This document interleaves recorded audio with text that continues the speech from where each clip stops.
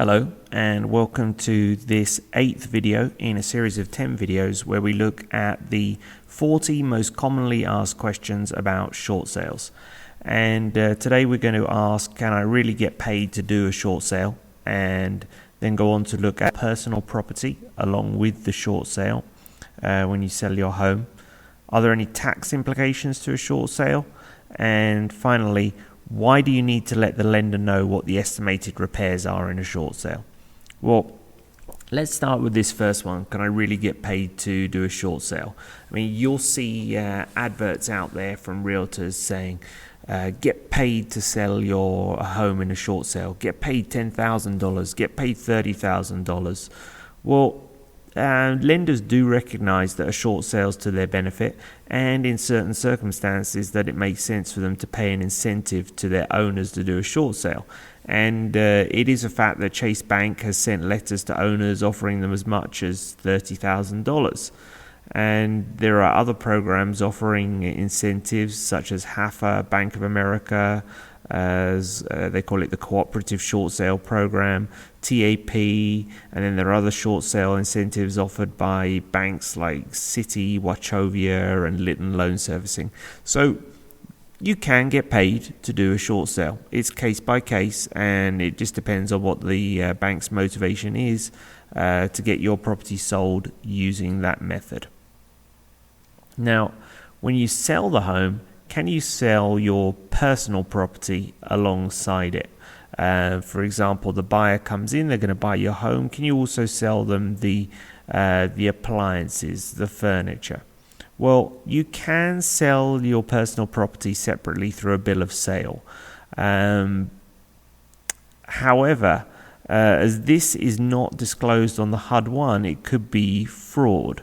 Because the seller's in control of which offer to present to the lender, there's a clear conflict, because if they may feel biased to select the offer to the person that's buying the personal property. If they get an offer if someone's going to buy their appliances, someone's not, well, they're not getting any money out of the short sale in terms of the property sale, so they may feel like they should go for the one where they get the appliances. That's fraudulent.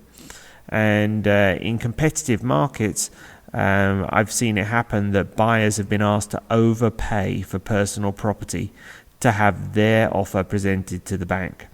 Now, that's not ethical, and in certain circumstances it could be illegal, tantamount to loan fraud, and it's something that you should avoid. Remember, your goal is to exit this with your credit in as good a condition as possible under the circumstances, so you can quickly be rehabilitated. Don't be sidetracked down sneaky paths such as trying to sell your personal property at an overinflated price. You should present the offer to the bank that's most likely to be accepted by them, irrespective of personal property issues.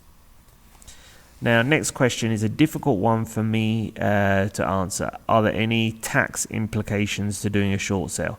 Tax laws are constantly revised, and you need to seek advice from a qualified tax accountant at the time of your short sale. What I can say is, generally speaking, the IRS considers forgiven debt as taxable income. If your lender issues a 1099-C, which traces them forgiving the debt, then that's easy for the IRS to identify. Even if the lender doesn't report the debt, that forgiveness can easily be tracked. So you got to find out what the implications of that debt forgiveness are. Now, there's a form, IRS Form 982, reduction of tax attributes due to discharge of indebtedness. Now, that allows you to record insolvency at the time your debt was forgiven, and that could release you of the obligation to pay tax on it.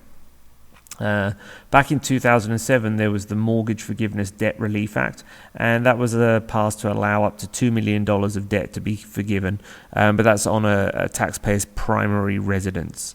And also, if a borrower refinanced the debt, then forgiveness is limited in that act to the principal balance of the original loan at the time it was refinanced.